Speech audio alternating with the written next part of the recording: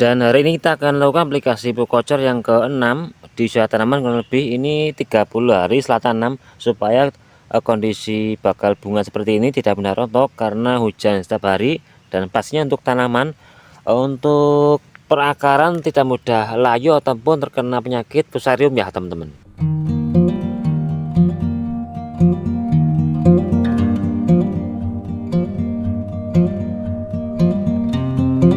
Dan untuk bakal bunga, untuk tiap V itu membawa lebih dari 2 bakal bunga.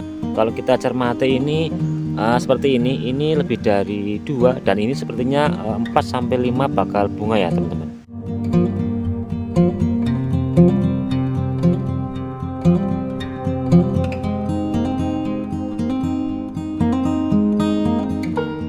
Assalamualaikum warahmatullahi wabarakatuh. Halo dulur, jumpa lagi dengan saya Bang Amel. Dan kali ini kita berada di lahan polybag untuk tanaman cabai ya teman-teman. Terima kasih buat jenengan yang sudah hadir. Tidak lupa saya doakan semoga jenengan selalu sehat lah ya, dan berkah rezeki. Kegiatan hari ini aplikasi pupuk kocor di usia tanaman kurang lebih 30 hari setelah tanam, dengan bertujuan supaya kondisi tanaman tetap sehat dan juga subur dan aman dari penyakit yang namanya layu bakteri dan juga layu fusarium, terutama untuk kondisi bakal bunga tidak mudah rontok. Buat jenengan yang mungkin masih tahap pemula, yuk bareng-bareng kita belajar.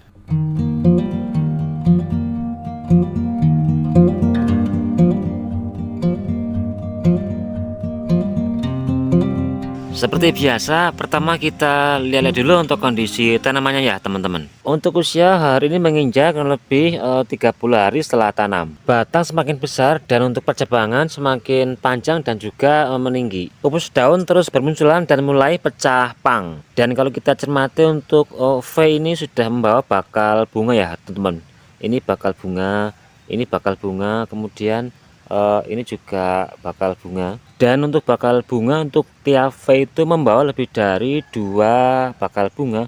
Kalau kita cermati ini seperti ini lebih dari 2, dan ini sepertinya 4-5 bakal bunga ya teman-teman. Dan sudah hampir 1 minggu di daerah kita tuh tiap sore hujan terus ya teman-teman, sehingga menyebabkan sebagian tanaman ini ada yang terkena hama dan juga penyakit.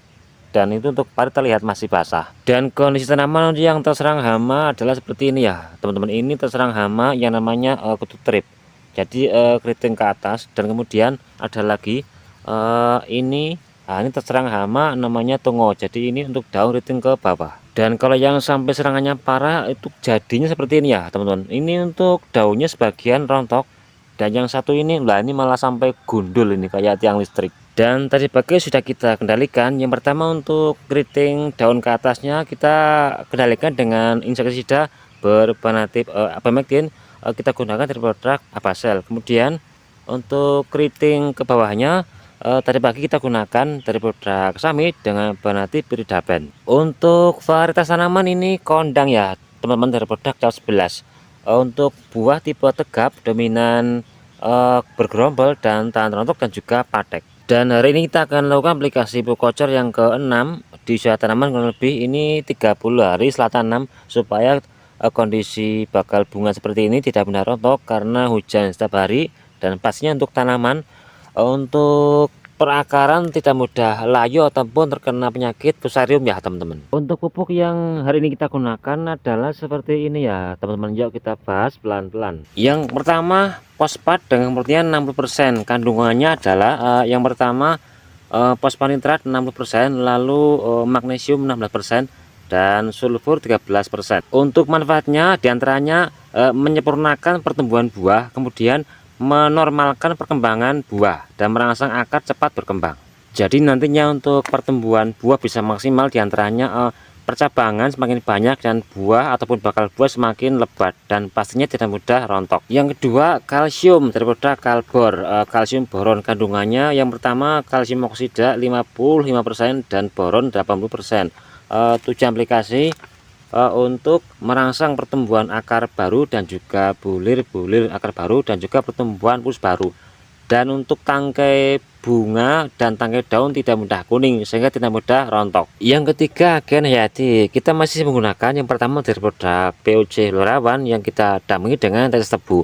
Ini untuk kandungannya adalah berbagai macam bakteri positif ataupun mikroba ya teman-teman. Dan tujuan aplikasi seperti ya biasa, pencegahan penyakit dari dalam tanah seperti layu bakteri dan juga layu fusarium, terutama di musim hujan seperti ini ya teman-teman. Untuk aplikasi pupuk hari ini kita tidak menggunakan NPK karena untuk NPK sendiri sudah dibantu oleh air hujan, dan jika kita paksa dengan menggunakan NPK maka kandungan nitrogen akan lebih tinggi sehingga bakal buah rentan yang namanya rontok. Kemudian beberapa dosis yang akan kita gunakan supaya hasil maksimal pasca aplikasi pupuk. Yuk, yang belum subscribe dulu.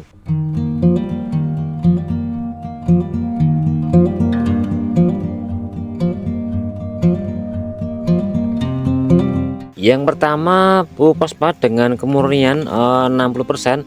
Hari ini kita akan menggunakan kurang lebih 3 sendok makan ya teman-teman, supaya untuk bakal bunga tidak mudah rontok dan hasil bakal bunga maksimal. Yang kedua, kalsium kalbor kita akan gunakan 2 sendok makan untuk memaksimalkan pertumbuhan pupus daun dan juga untuk pertumbuhan akar baru ya teman-teman.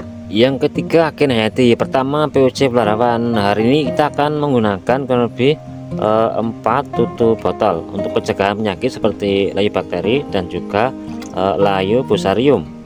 Yang kedua, tetes tebu. Kita gunakan 4 tutup botol sebagai makanan mikroba dan juga spora yang ada pada agen hayati pelarawan.